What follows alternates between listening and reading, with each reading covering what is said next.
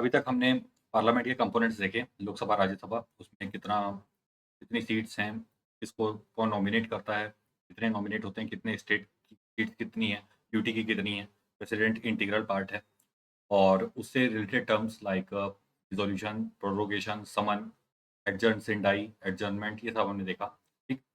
तो काफ़ी important unit है और इससे क्वेश्चंस आपके बनते ही हैं, ठीक? अब जो इसका थीम है दैट इज़ बिल्स, ठीक है? जो विधेयक आते हैं, ठीक है? बिल को विधेयक बोला जाता है और वो जब एक्ट बन जाता है तो उसको कानून बोलते हैं, ठीक? तो पार्लियामेंट में हमेशा बिल बिल आता है, ठीक? कोई भी बिल आया और वो जब साइन होता है प्रेसिडेंट से तब वो एक्ट बनता है, ठीक? तो इतना चीज़ें क्लियर रखो।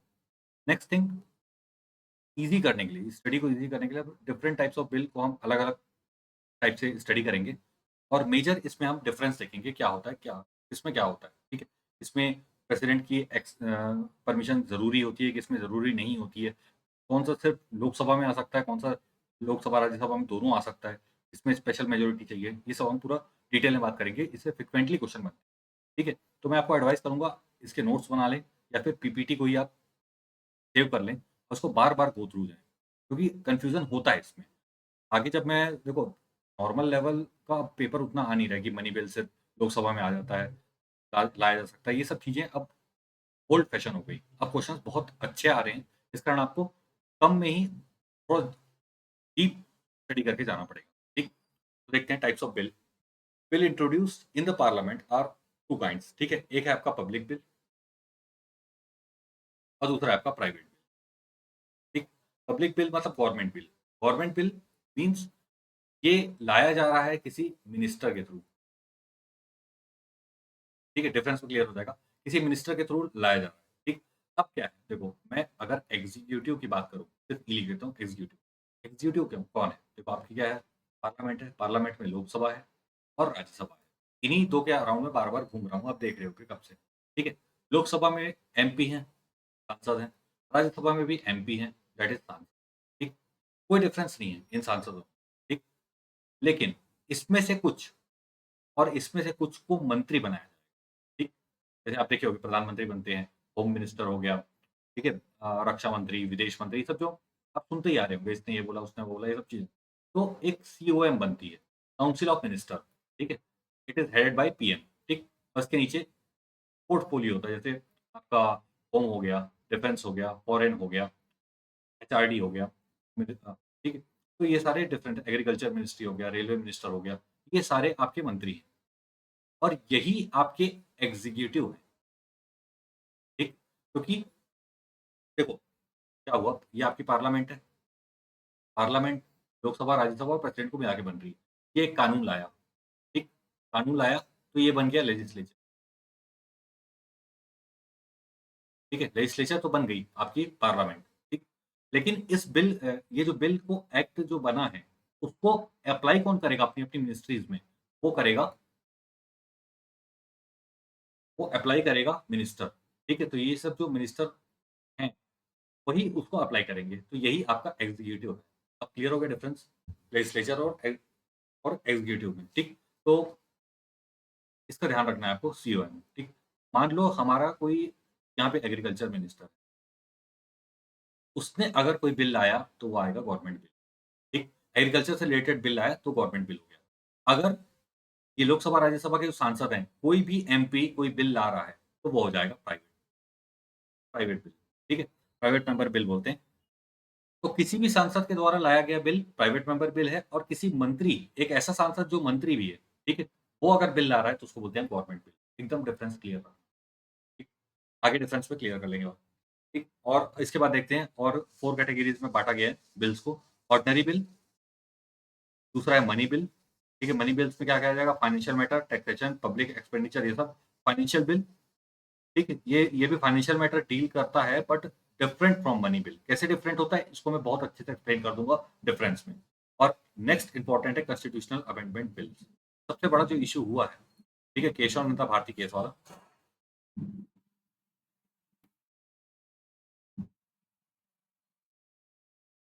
ठीक? ये इसमें यही हुआ था आर्टिकल 368, खैर केशव मेहता भारती केस को मैं अलग से एक्सप्लेन करूँगा।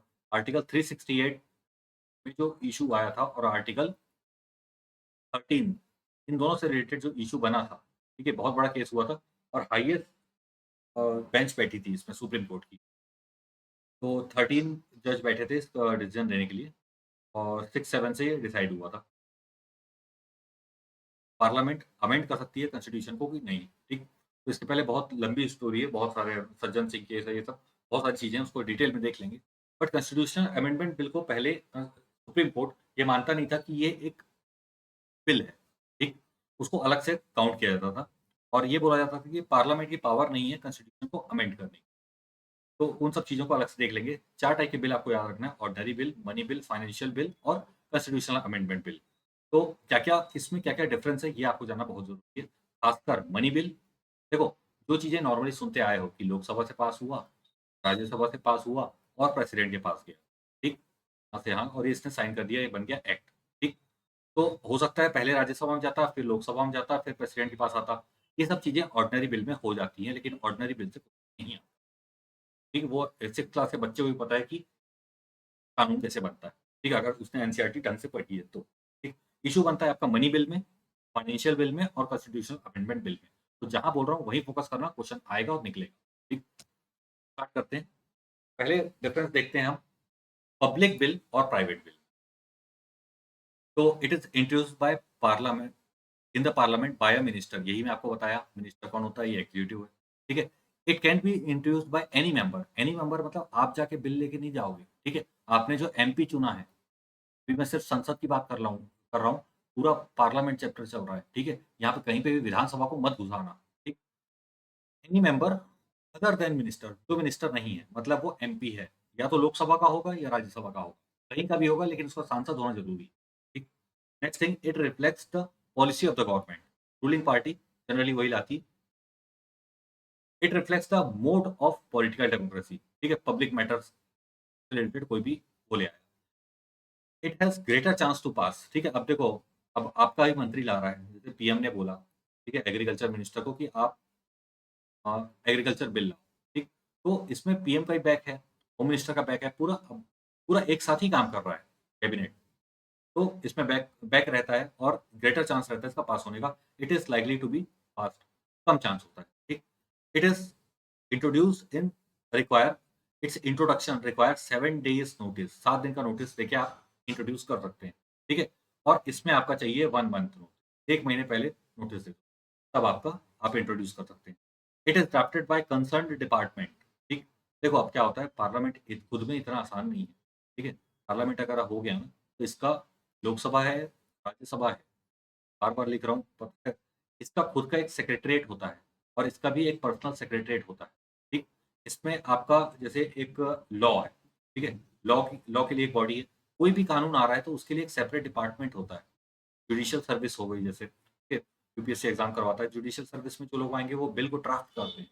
हर चीज़ मंत्री बैठ के नहीं करता है, तो वो बिल को ड्राफ्ट करेगा, एक-एक लाइन चेक होती है उसकी और उसके बाद बिल आता है, ठीक? तो इसका खुद का सेक्रेटेरिएट रहता है, इसका भी अगर राज्यसभा से आ रहा है तो उसका पर्सनल सेक्रेटरीएट होता है, ठीक है? कितना एस्टीमेट मिल रहा है, पैसा किस किस मिनिस्ट्री को कितना मिल रहा है, ये सब काम सेक्रेटरीएट का रहता है पूरा। और जो बजट बनता है वहाँ से भी जो चीज़ें आती हैं, वो पूरा सेक्रेटरीएट उठा के मंत्री को देता है और तब जाके बजट-वजट में चीज़ें आती है, ठीक? तो उतना है, चीज़ें कॉम्प्लिकेटेड हैं, ठीक? मैं आपको एक ब्रॉड व्यू दे रहा हूँ कि पार्लियामेंट काम कैसे करता है। तो इसमें जो ड्राफ्ट होगा वो कंसर्न डिपार्टमेंट उसका काम कर देगा क्योंकि मंत्री उसी का है, ठीक है? मंत्री के अंडर में ही वो डिपार्टमेंट है, एग्रीकल्चर मिनिस्टर है तो उसी के अंडर में। यहाँ पे ड्राफ्टिंग की रिस्पॉन्सिबिलिटी कंसर्न्ड मेंबर की होती है। वो अपना लॉयर लेके आए, क्योंकि आपको कॉन्स्टिट्यूशन की लैंग्वेज में ही बिल बनाना है, चालू लैंग्वेज में बिल नहीं बना सकते, ठीक? तो उसमें कंसर्न्ड मेंबर की रिस्पॉन्सिबिलिटी होती है उसको ड्राफ्ट करनी, ठीक है? तो डिफरेंस क्लियर हुआ पब्लिक बिल और प्राइवेट बिल में। अब हम देखते हैं सबसे मेजर मनी बिल और फाइनेंशियल बिल। बहुत ज़्यादा अटेंशन देना, थोड़ा-सा फँसोगे इसमें और रिवाइज़ करते रहना इस चीज़। अब जैसे क्या होता है एग्ज़ाम में आप जा रहे हो, 1 दिन बचा है, पूरा पॉलिटी रिवाइज़ नहीं कर तो आप यहाँ पे मनी बिल को ही अगर देख के जा रहे हैं, ठीक? और जैसे लिस्ट रहती है कि किसको कौन अपॉइंट करता है, वो सब एक पेज में आ जाता है, आप उसको आराम से कर सकते हैं। लेकिन यहाँ पे कन्फ्यूज़न पॉइंट पॉलिटी का एक्चुअल में यहाँ पे आता है। बहुत ज़्यादा कन्फ्यूज़िंग पॉइंट आता है, तो इसको बहुत ध्यान से समझना, नोट्स बना लेना और लगा लेना, कहीं पे अपने डेस्क वेस्क में चिपका लेना, तभी याद रहेगा, नहीं तो ठीक। तो मैं यहाँ पे 3 बिल की बात कर रहा हूँ। एक है मनी बिल, एक है फाइनेंशियल बिल क्लास 1 और एक है फाइनेंशियल बिल क्लास 2। ठीक। अब देखो सामने एग्ज़ाम है आपका, आरआरबी, एसएससी है। अब इस लेवल पे क्वेश्चन आने लगे हैं। तो इस कारण आप हर चीज़ को मज़ाक में लेके नहीं जा सकते। एसएससी में पॉलिटी का डोमिनेंस है, आते ही है क्वेश्चन। तो अब देखो कॉन्स्टिट्यूशनल प्रोविज़न इसका दिया हुआ आर्टिकल 110 मतलब 110 में दिया हुआ है मनी बिल का, एकदम याद रखना। इस बार भी यूपीएससी में क्वेश्चन पूछा है, 109 से पूछा था उसने कि 109 में प्रोविज़न दिए हुए हैं मनी बिल के कि नहीं, ठीक? तो 110 अच्छे से याद रखना मनी बिल है। Article 117 1 1171 deals with financial bill class 1 और article 1173 deals with financial bill class 2। इतना, ठीक है? पहली बात इतना ही याद करो। दूसरी चीज़ ओनली डील्स विथ प्रोविज़न, ठीक है? Only deals with provision of article 1110। Money bill सिर्फ आर्टिकल 1110 से ही डील करे। दूसरी चीज़ also deals with matter of general legislature, ठीक है? जनरल लेजिस्लेशन से भी डील करेगा अलोंग विथ आर्टिकल 1110। ये सिर्फ आर्टिकल 1110 में कन्फाइंड हो जाएगा, इसमें जनरल लेजिस्लेशन भी आ जाएगा। Contains provision expenditure from consolidated fund of India but not include article 1110। अब देखो इसमें क्या हो रहा है, ये एकदम अलग चल रहा है, ये एकदम अलग चल रहा है और ये दोनों को मिला के चल रहा है, ठीक? तो चीज़ें कन्फ्यूज़ करती हैं बाद में। यहाँ तक क्लियर हो गया? सर्टिफिकेशन ऑफ स्पीकर, स्पीकर जो है वही डिसाइड करेगा कि बिल मनी बिल है कि नहीं, सबसे बड़ी अथॉरिटी है, ठीक? यहाँ पे प्रेसिडेंट जो है, प्रेसिडेंट की एसेंट ज़रूरी है, ठीक? उसकी परमिशन ज़रूरी है, लेकिन कौन-सा बिल मनी बिल है और कौन-सा बिल मनी बिल नहीं है, ये स्पीकर ही डिसाइड करेगा। कन्फ्यूज़ मत होना। मनी बिल के इंट्रोडक्शन के लिए प्रेसिडेंट की परमिशन ज़रूरी है, लेकिन वो बिल मनी बिल है कि नहीं है, ये स्पीकर ही बताएगा, president. Clear? Next in next class 1 में नो सर्टिफिकेशन रिक्वायर्ड, ठीक? स्पीकर की परमिशन रिक्वायर्ड नहीं है। इसमें भी आपका no certification required. Clear? Next में आते हैं इंट्रोडक्शन इन, किसमें ला सकते हैं? Only in Lok Sabha. सिंपल सी चीज़ है, प्रेसिडेंट से मैं आपको बता रहा हूँ कि अगर मनी बिल आएगा तो वो सिर्फ़ और सिर्फ़ लोकसभा में ही आ सकता है, ठीक? Class 1 only in Lok Sabha. देखो सर्टिफिकेशन पर स्पीकर का रिक्वायर्ड नहीं है, लेकिन आएगा सिर्फ़ लोकसभा में, ठीक? और इसमें आ गया आपका बोथ हाउस। ये एकदम अलग चल रहा है, ये अलग चल रहा है और ये थोड़ा-सा मिला के चल रहा है, ठीक? तो ये सिर्फ़ ये लोकसभा में, ये भी लोकसभा में, ये दोनों हाउस में। आगे देखते हैं। President recommendation need to be introduction के लिए ज़रूरी है, इसमें रिक्वायर्ड है, ठीक? इसमें नॉट रिक्वायर्ड। क्लास 2 जो बिल है, आर्टिकल 1173 में जो दिया हुआ है, उसमें प्रेसिडेंट की परमिशन रिक्वायर्ड नहीं है, ठीक? Bill Saint Rajya Sabha can not be amended और रिजेक्टेड। अब देखो ये स्टेटमेंट इस एक्सट्रीम है, मैं ऐसा इसलिए लिखा हूँ कैन नॉट बी अमेंडेड और रिजेक्टेड। सिर्फ मैं अभी मनी बिल की बात कर रहा हूँ, यहाँ पे लिखता हूँ मैं मनी बिल। मनी बिल लाया गया लोकसभा में ही आ सकता है। पास हुआ, गया राज्यसभा में। राज्यसभा अमेंड कर सकता है, ठीक है? उसने 4 ठो पॉइंट लिख के दिया, किसको? लोकसभा को। पास नहीं किया, लोकसभा को रिकमेंड किया कि भई ये 4 सजेशन है हमारे, ऐसा करोगे तो हम पास कर देंगे। लोकसभा के पास 14 डेज़ है। लोकसभा के पास नहीं, हाँ 14 डेज़ है राज्यसभा के पास 14 डेज़ याद रखना।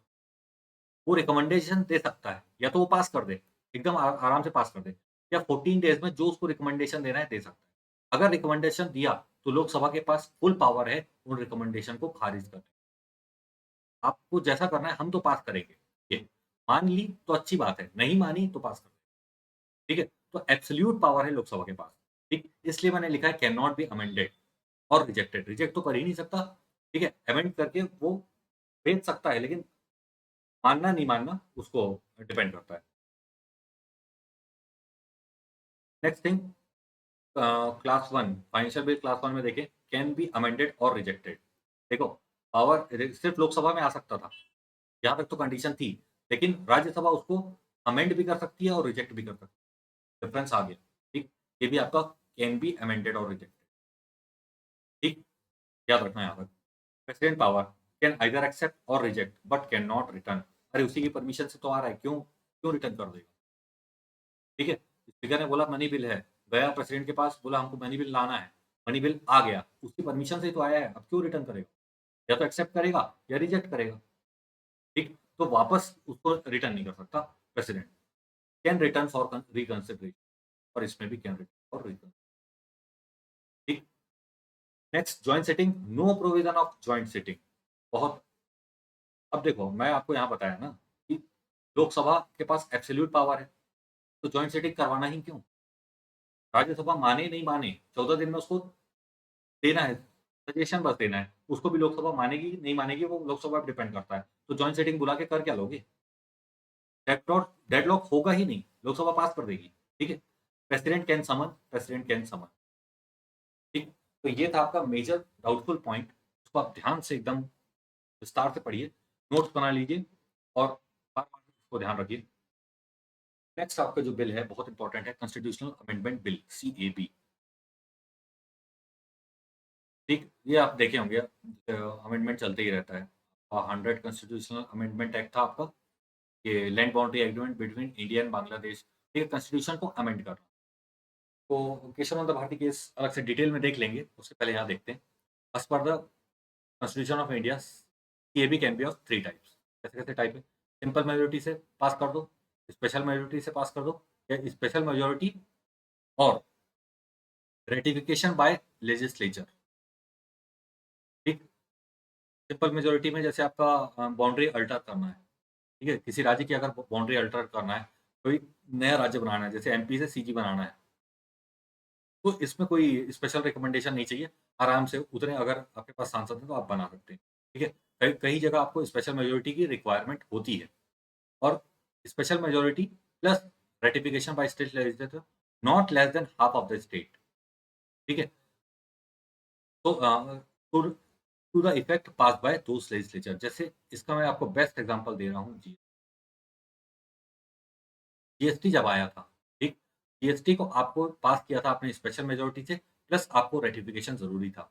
जब भी कोई एक्ट इंडिया के फेडरल स्ट्रक्चर को प्रभावित करेगा, ठीक है, फेडरल स्ट्रक्चर मतलब स्टेट, जीएसटी जो लग रहा है वो सेंटर, सेंटर भी लगा रही है, स्टेट भी लगा रही है, ये सेंटर और स्टेट दोनों के टैक्स लॉज को चेंज कर रहा है। इस कारण आपको half of the state legislature का परमिशन चाहिए। ठीक, अभी जैसे 28 स्टेट्स हैं, ठीक है, 28 का हाफ किया 14 प्लस 1, मतलब 15 स्टेट्स का आपको रेटिफिकेशन चाहिए उस बिल को पास करने के लिए। ठीक है, उससे ज्यादा हो गया तो ठीक है, नहीं हुआ, ठीक है, अगर 15 भी कर दिए तो ठीक है। Next, house of introduction under article 368, it can be introduced in either house. ये ध्यान रखना, मनी बिल टाइप नहीं है कि सिर्फ लोकसभा में आएगा, either house and has to be pass by each house by special majority. दोनों हाउस में, और मेजोरिटी डिपेंड करता है, बट दोनों हाउस में आ सकता है, ये ध्यान रखना। कोई रिस्ट्रिक्शन नहीं है, लोकसभा भी ला सकती है, राज्यसभा भी ला सकती है, बिल्कुल क्लियर रखना। ठीक है, देयर इज नो प्रोविजन, सबसे इंपॉर्टेंट है, बार मतलब कितने बार यह एग्जाम में आ चुका है मैं बता नहीं सकता। There is no provision of joint sitting और कॉन्स्टिट्यूशनल अमेंडमेंट और इन मनी बिल। ये दो ही भारत के ऐसे बिल हैं, ऐसे दो कानून हैं या दो विधेयक हैं जिनमें जॉइंट सिटिंग का प्रावधान नहीं है। अब मनी बिल में तो समझ में आता है, ठीक, कि लोकसभा के पास इनफाइनाइट पावर है, लेकिन कॉन्स्टिट्यूशनल अमेंडमेंट बिल में भी आपको जॉइंट सिटिंग का प्रावधान नहीं है, क्योंकि अगर राज्यसभा में आया और लोकसभा ने, मान लो लोकसभा में आया और राज्यसभा ने पास नहीं किया, ठीक है, तो फिर चले जाएगा लोकसभा। अब अगर जॉइंट सिटिंग हो गई तो लोकसभा हमेशा मेजोरिटी में रहती है, ठीक, तो पास हो ही जाएगा। इस कारण जॉइंट सिटिंग का प्रावधान नहीं किया गया है कॉन्स्टिट्यूशन अमेंडमेंट बिल, दोनों जगह से आपका पास। ठीक, नेक्स्ट अब थोड़ा सा देख लेते हैं जॉइंट सिटिंग का। It is an extraordinary machinery provided by constitution to resolve the deadlock between the two house over the passage of bill. ठीक, डेडलॉक, अब डेडलॉक कब होता है ये भी देख लो। A deadlock is deemed to have take place under any of the following three situation. A bill is rejected by the other house. एक हाउस ने रिजेक्ट कर दिया। Second, if the house has finally disagreed to the amendment to be made in the bill, उसने कुछ amendment दिया, उसको वो नहीं किया गया, लागू नहीं किया गया। If more than 6 months have lapsed from the date of receipt of the bill to the other house without bill being pass by it. अगर 6 महीने ज्यादा हो चुका है और कोई एक्शन नहीं ले रहा है अदर हाउस, तब आप जॉइंट सिटिंग बुला सकते हो। Applicability, there is provision of joint sitting is applicable to the ordinary bills and financial bills, ठीक है, जो मैं बात किया, only, and not to money bill and CAB. Amendment bill में कोई प्रावधान नहीं है। In case of money bill, Lok Sabha has overriding powers, while constitutional amendment bills must be pass by each house separately. बिल्कुल, अब देखो इतने बार मैं रिपीट कर दिया हूँ, आपको यहीं पे याद हो जाएगा। और ध्यान रखना, इतना भी ध्यान रखोगे ना, काफ़ी रहता है। रोल ऑफ स्पीकर, ये इंपॉर्टेंट है। Speaker of Lok Sabha presides over joint sitting of the two house and deputy speaker in his absence. याद रखना, एकदम इंपॉर्टेंट है। अगर जॉइंट सिटिंग हुई, अब देखो क्या होता है, चाहे बिल्कुल ही नहीं पढ़ के गए, लोकसभा हो गई, राज्यसभा हो गई, ठीक, बिल्कुल ही नहीं पढ़ के गए हो और जॉइंट सेटिंग हो गई, तो अपने क्या लगता है कि प्रेसिडेंट है, प्रेसिडेंट के बाद हाईएस्ट पोस्ट है वाइस प्रेसिडेंट। वाइस प्रेसिडेंट हमेशा चेयरमैन होता है राज्यसभा का। तो जब भी जॉइंट सेटिंग होगी, तो प्रेसिडेंट के बाद तो वाइस प्रेसिडेंट ही है, तो वाइस प्रेसिडेंट चेयर कर लेगा। ये बिल्कुल ही गलत है, ठीक है। वाइस प्रेसिडेंट कभी चेयर नहीं करेगा, जॉइंट सेटिंग को हमेशा चेयर करेगा स्पीकर ऑफ लोकसभा, और अगर वो अब्सेंट है तो डिप्टी स्पीकर। ये एकदम ध्यान रखना चीजों को, इस कार्ड में इंपॉर्टेंट करके लिख दिया। If both absent, deputy speaker of Rajya Sabha preside, ठीक है। अगर दोनों absent है, deputy speaker of Rajya Sabha preside कर लेगा, लेकिन वाइस प्रेसिडेंट कभी भी प्रिसाइड नहीं, ठीक, रट लेना इन चीजों, ठीक। अब मैं कोरम की बात कर रहा हूँ। Quorum constitute a joint sitting is 1/10 of total number of the members of the two house. अब दोनों हाउस के मेंबर्स को आप टोटल करोगे, तो 550 और 250 को मिला के आप वो करोगे, और उसका 1/10 होगा, तभी जॉइंट सिटिंग होगी, ठीक। तो यहाँ पे अगर इंडिविजुअल स्टेटमेंट बनाता है कि लोकसभा की का 1/10 जॉइंट सिटिंग में बैठ सकते हैं, तो ये गलत है, ठीक। दोनों का टोटल करके आप 1/10 करोगे, आएगा वही, लेकिन दोनों साइड से आपका वो होना चाहिए। अब देखो सबसे इंपॉर्टेंट ये आ चुका है क्वेश्चन, यूपीएससी में भी आया है और यूपीएससी में तो पूछा ही है। सिंस 1950, देखो 1950 में हमारा कॉन्स्टिट्यूशन लागू हो चुका था। The provision for joint sitting of the two house has been evoked only thrice. देखो जो चीजें एकदम कम होती है ना, वो एग्जाम पॉइंट ऑफ व्यू से, ठीक, जैसे आपका प्राइवेट मेंबर बिल हो गया, तो प्राइवेट मेंबर बिल भी ज्यादा बार नहीं आया है, शायद 7 ही बार आया है शायद प्राइवेट मेंबर बिल, और भी रिजेक्ट हो जाता है। तो इस कारण इंपॉर्टेंट होता है जॉइंट सेटिंग, आपका बहुत ज्यादा इंपॉर्टेंट है, तीनों बिल याद रखना, ठीक है। एक dowry prohibition bill 1960, banking service commission repeal bill 1977, और कोटा प्रिवेंशन ऑफ टेररिज्म एक्ट वाला, ठीक है, ये 2002 में। ये 3 बार आपका जॉइंट सेटिंग हुआ है, सिर्फ 3 ही बार हुआ है। तो एक बार डाउरी याद रखना, एक बार बैंकिंग याद रखना, और एक बार टेररिज्म याद रखना। इन चीजों को भी याद रखोगे तो निकल जाएगा, ठीक। नेक्स्ट हम देखते हैं speaker of Lok Sabha. Speaker of Lok Sabha is presiding officer of the lower house, that is Lok Sabha. Speaker is the constitutional and ceremonial head of the Lok Sabha. The Speaker of Lok Sabha is elected by Lok Sabha from among its member. ठीक है, अभी जैसे ओम बिरला को चुना गया है, तो उसका मेंबर होना जरूरी है, लेकिन राज्यसभा में ऐसा नहीं, ठीक है। राज्यसभा में हेड जो होगा वो वाइस प्रेसिडेंट होगा, क्योंकि उसका मेंबर नहीं होता, ठीक है, मेंबर नहीं होगा, ठीक। The Speaker of Lok Sabha can be removed by resolution passed by Lok Sabha by an effective majority, ठीक है। इफेक्टिव मेजोरिटी मतलब majority of total membership of the house excluding the vacant seat, ठीक। A motion of removal of speaker of Lok Sabha can be moved only after 14 days advance notice given, ठीक। तो वैसे तो generally removal होता नहीं है, but कैसा है उसका मैं आपको बता रहा हूँ, और इसके लिए अब मैं कई बार यहाँ पे बता चुका हूँ। मनी बिल हो गया, मनी बिल के लिए स्पीकर इंपॉर्टेंट है, वही बताएगा। जॉइंट सिटिंग हो गई, जॉइंट सिटिंग में हेड हमेशा आपका स्पीकर करेगा, ठीक। तो यहाँ तक आपका पार्लियामेंट था, इन्हीं चीज़ों को आप एकदम ध्यान से पढ़िए, इतना काफ़ी रहता है।